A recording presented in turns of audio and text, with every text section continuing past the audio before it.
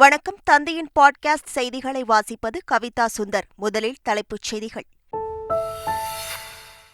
இன்றுடன் ஓய்கிறது 4ஆம் கட்ட மக்களவைத் தேர்தலுக்கான பிரச்சாரம். 10 மாநிலங்கள், யூனியன் பிரதேசங்களில் 96 தொகுதிகளுக்கு வரும் 13ஆம் தேதி தேர்தல். இந்துக்களின் நம்பிக்கைக்கு எதிராக காங்கிரஸ் சதி செய்வதாக பிரதமர் மோடி குற்றச்சாட்டு. ஏழை மகன் மக்களுக்கு சேவையாற்றுவதை ஜமீன் மனப்பான்மை கொண்டவர்களால் பொறுத்துக் கொள்ள முடியவில்லை என்றும் காட்டும்.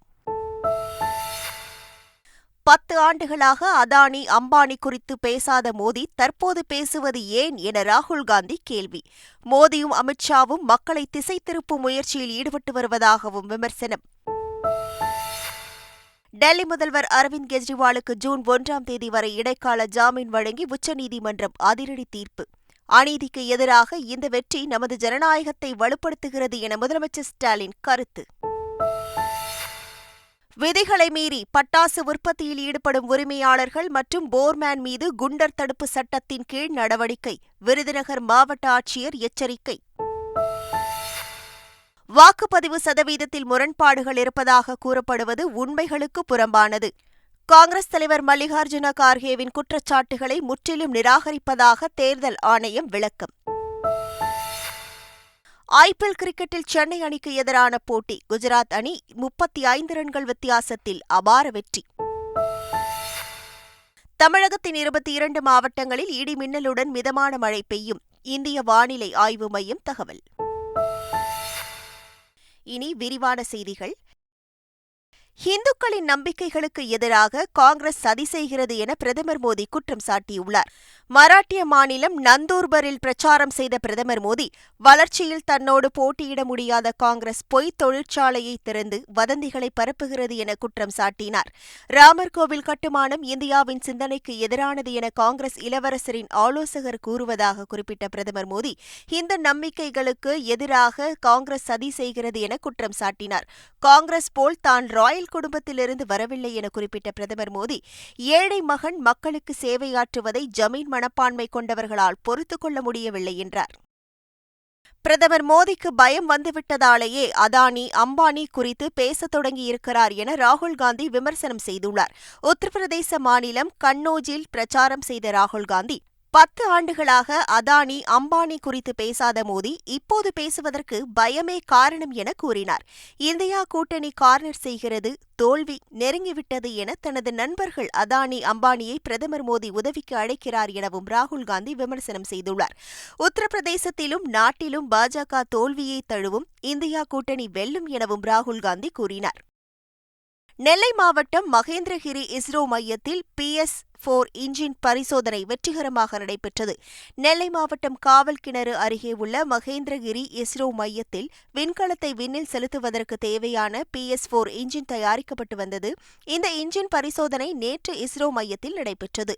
அதற்குரிய கவுண்டவுன் முடிந்தவுடன் 665 வினாடிகள் என்ற இலக்கை PS-4 இன்ஜின் அடைந்து வெற்றி பெற்றது. இந்த பரிசோதனை வெற்றியை இஸ்ரோ விஞ்ஞானிகள் மகிழ்ச்சியுடன் கொண்டாடினர். இந்த PS-4 இன்ஜின் வழக்கமான இன்ஜினை விட குறைவான எடையுடன் காணப்படுவதால் 97% மூலப்பொருட்கள் சேமிக்கப்படுவதாகவும் உற்பத்தி நேரம் 60% குறைவதாகவும் விஞ்ஞானிகள் தெரிவித்துள்ளனர். பத்ம விருதுகளை பெற்ற தமிழர்களுக்கு டெல்லி தமிழ் சங்கத்தில் பாராட்டு விழா நடைபெற்றது.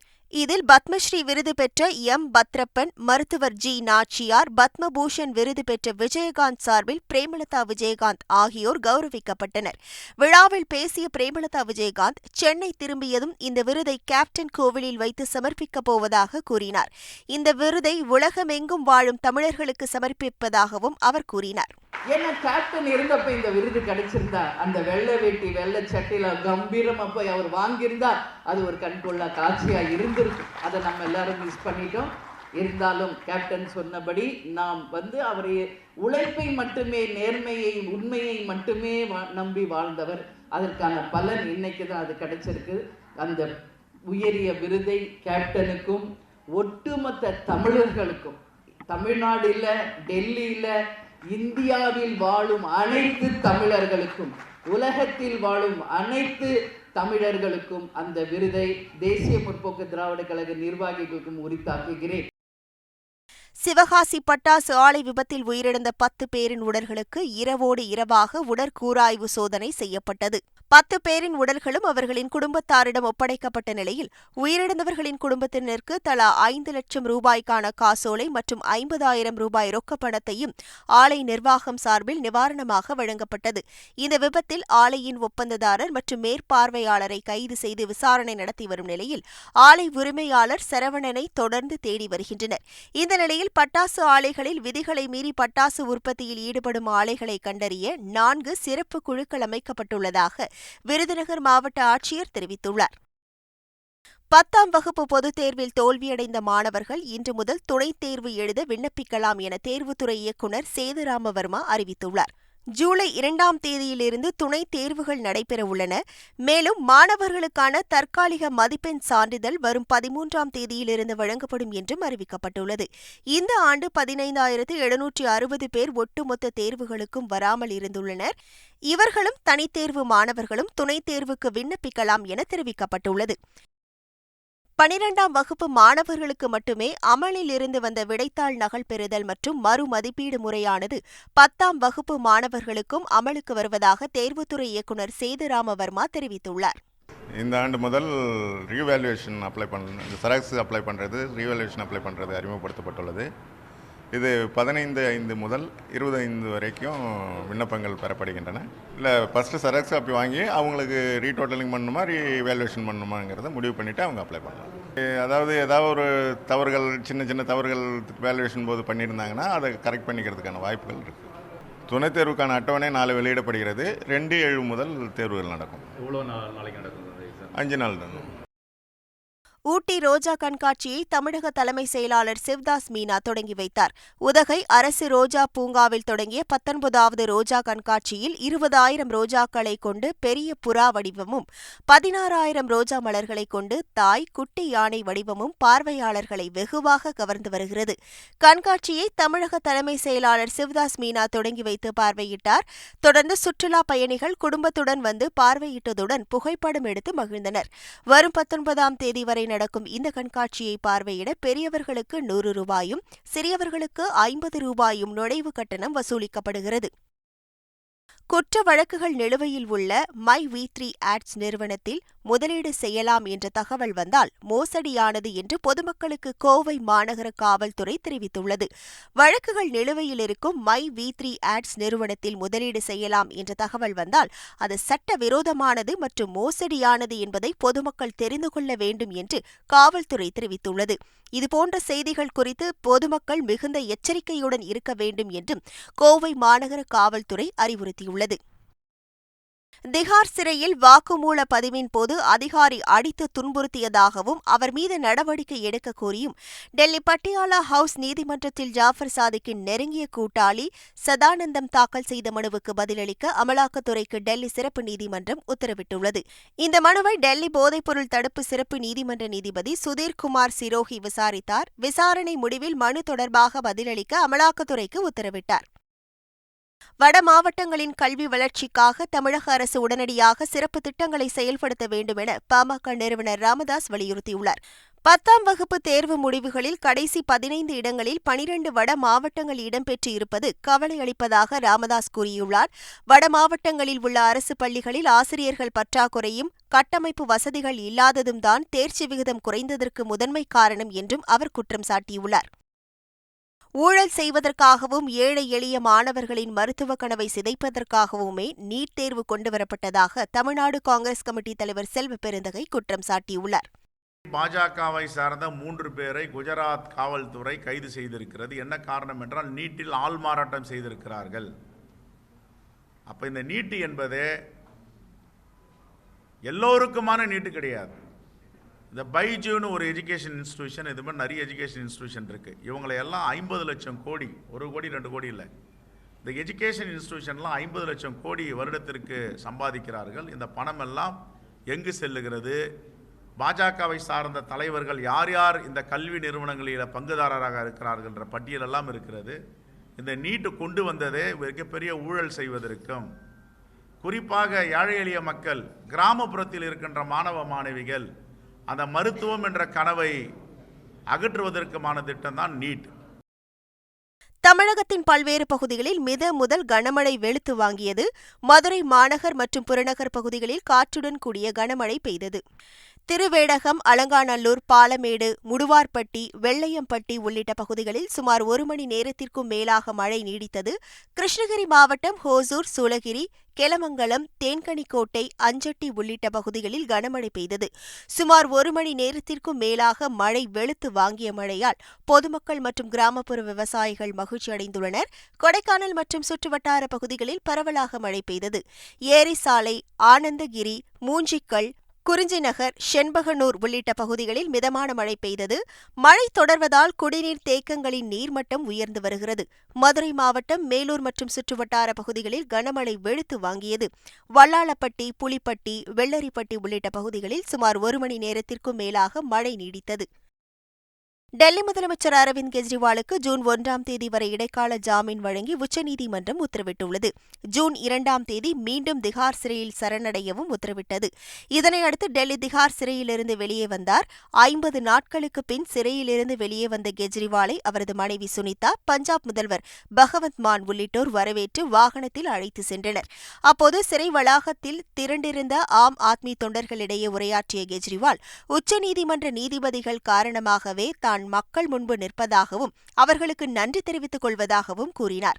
நாட்டை சர்வாதிகாரத்தில் இருந்து நாம் பாதுகாக்க வேண்டும் என குறிப்பிட்ட அரவிந்த் கெஜ்ரிவால், அதற்கு எதிராகவும் அதனை எதிர்த்தும் முழு வலிமையுடன் தான் போராடி வருவதாக தெரிவித்தார். முன்னதாக சிறையிலிருந்து வெளியே வந்த அரவிந்த் கெஜ்ரிவாலுக்கு ஆம் ஆத்மி தொண்டர்கள் பட்டாசு வெடித்து உற்சாக வரவேற்பு அளித்தனர். டெல்லி முதல்வர் அரவிந்த் கெஜ்ரிவாலுக்கு இடைக்கால ஜாமீன் வழங்கிய உச்சநீதிமன்ற தீர்ப்பை வரவேற்பதாக தமிழக முதல்வர் ஸ்டாலின் தெரிவித்துள்ளார். இதுகுறித்து எக்ஸ் தளத்தில் பதிவிட்டுள்ள அவர், அநீதிக்கு எதிரான இந்த வெற்றி நமது ஜனநாயகத்தை வலுப்படுத்துவதாக தெரிவித்துள்ளார். அரவிந்த் கெஜ்ரிவால் சிறையிலிருந்து வெளியே வருவது நீதியை அடையாளப்படுத்துவதோடு இந்தியா கூட்டணியையும் பலப்படுத்தியுள்ளதாக அவர் குறிப்பிட்டுள்ளார். தேர்தலில் இந்தியா கூட்டணி வெற்றி பெறும் வேகத்தை இது கூட்டியுள்ளது என முதலமைச்சர் ஸ்டாலின் தெரிவித்துள்ளார். பாராளுமன்ற 4ஆம் கட்ட தேர்தலை முன்னிட்டு ஆந்திரா, தெலங்கானா உள்ளிட்ட 10 மாநிலங்களில் இன்று மாலை 6 மணியுடன் பிரச்சாரம் ஓய்கிறது. வரும் திங்கட்கிழமை 96 தொகுதிகளில் வாக்குப்பதிவு நடைபெறுகிறது. இதில் ஆந்திரா மற்றும் தெலங்கானாவில் மட்டும் ஒரே கட்டமாக வாக்குப்பதிவு நடைபெறுகிறது. காங்கிரஸ் தலைவர் மல்லிகார்ஜுன கார்கேவின் குற்றச்சாட்டுகளை முற்றிலும் நிராகரிப்பதாக இந்திய தேர்தல் ஆணையம் தெரிவித்துள்ளது. வாக்காளர் பட்டியல் தயாரிப்பில் அரசியல் கட்சிகளும் ஈடுபட்டுள்ளதால் வாக்காளர்களின் எண்ணிக்கை குறித்து அரசியல் கட்சிகள் நன்கு அறிவார்கள் எனவும் தேர்தல் ஆணையம் தெரிவித்துள்ளது. மல்லிகார்ஜுன கார்கேவின் குற்றச்சாட்டுகளை முற்றிலும் நிராகரிப்பதாக தெரிவித்துள்ள தேர்தல் ஆணையம், இதுபோன்ற குற்றச்சாட்டுகளை முன்வைக்காமல் விலகியிருப்பதுடன் கவனமுடன் செயல்பட வேண்டும் என்றும் அறிவுறுத்தியுள்ளது. ஆப்கானிஸ்தானில் பெய்த கனமழை மற்றும் வெள்ளத்தில் சிக்கி 50 பேர் உயிரிழந்தனர். தலைநகர் காபூல் மற்றும் பஹ்லன் மாகாணம் உள்ளிட்ட பல்வேறு பகுதிகளில் கனமழை கொட்டி தீர்த்தது. கனமழையால் பல்வேறு ஆறுகளில் வெள்ளப்பெருக்கு ஏற்பட்டுள்ளதால் நகரங்களை வெள்ள நீர் சூழ்ந்துள்ளது. சாலை போக்குவரத்து பாதிக்கப்பட்டுள்ளதால் அங்கு இயல்பு வாழ்க்கை பாதிக்கப்பட்டுள்ளது. இந்த நிலையில் கனமழை மற்றும் வெள்ளத்தால் இதுவரை 50 பேர் உயிரிழந்துள்ளதாக தலிபான் அரசு தெரிவித்துள்ளது. ஐபிஎல் கிரிக்கெட்டில் சென்னை அணிக்கு எதிரான போட்டியில் குஜராத் அணி 35 ரன்கள் வித்தியாசத்தில் அபார வெற்றி பெற்றது. குஜராத்தில் உள்ள பிரதமர் நரேந்திர மோடி மைதானத்தில் நடைபெற்ற போட்டியில் டாஸ் வென்ற சென்னை அணி பந்துவீச்சை தேர்வு செய்தது. அதன்படி முதலில் களமிறங்கிய கொல்கத்தா 20 ஓவர்களில் 3 விக்கெட்டுகளை இழந்து 231 ரன்களை குவித்தது. அந்த அணியில் கேப்டன் சுப்மன் கில், சாய் சுதர்சன் சதம் விளாசி அசத்தினர். பின்னர் 232 ரன்கள் எடுத்தால் வெற்றி என்ற இலக்குடன் களமிறங்கிய சென்னை அணி 20 ஓவர்களில் 8 விக்கெட்டுகளை இழந்து 196 ரன்கள் மட்டுமே குவித்தது. இதன் மூலம் 35 ரன்கள் வித்தியாசத்தில் குஜராத் அபார வெற்றி பெற்றது. தமிழகம், புதுச்சேரியில் வருகிற 14ஆம் தேதி வரை மழைக்கு வாய்ப்புள்ளதாக சென்னை வானிலை ஆய்வு மையம் தெரிவித்துள்ளது. தெற்கு கேரளா, அதை ஒட்டிய பகுதிகளின் மேல் ஒரு வளிமண்டல கீழடுக்கு சுழற்சி நிலவுகிறது. இதன் காரணமாக தமிழகம், புதுச்சேரியில் வருகிற 14ஆம் தேதி வரை மழை பெய்ய வாய்ப்புள்ளதாக சென்னை வானிலை ஆய்வு மையம் கூறியுள்ளது. நீலகிரி, கோவை, திண்டுக்கல், தேனி, விருதுநகர், தென்காசி, திருநெல்வேலி, கன்னியாகுமரி, ஈரோடு, சேலம், தருமபுரி, கிருஷ்ணகிரி ஆகிய 12 மாவட்டங்களில் ஓரிரு இடங்களில் கனமழை பெய்ய வாய்ப்புள்ளதாகவும் தெரிவிக்கப்பட்டுள்ளது. மீண்டும் தலைப்புச் செய்திகள்.